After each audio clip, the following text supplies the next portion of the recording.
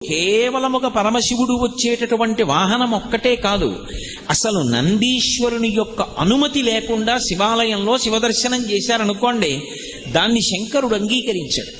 ఎందుచేత అంటే శివదర్శనాన్ని ఇవ్వడానికి మొట్టమొదట ఎవరు అనుగ్రహించాలి అంటే నందీశ్వరుడు అనుగ్రహించాలి.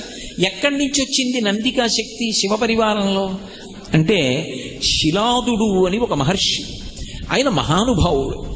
ఆయనకి ఒకప్పుడు ఒక విచిత్రమైనటువంటి కోరిక కలిగింది, నాకు ఒక కుమారుడు కలగాలి, కానీ అందరు పిల్లలు పుట్టినట్టే భార్య యొక్క సహాయము వలన నా తేజస్సు నా భార్య యొక్క శోణితము కలిసి నా భార్య యందు పిండముగా రూపుదిద్దుకొని ఏదో కొన్ని నెలలు ఆమె గర్భము ధరించిన తరువాత బయటికి వచ్చేటటువంటి శిశువు కాదు, అయోనిజుడు కావాలి.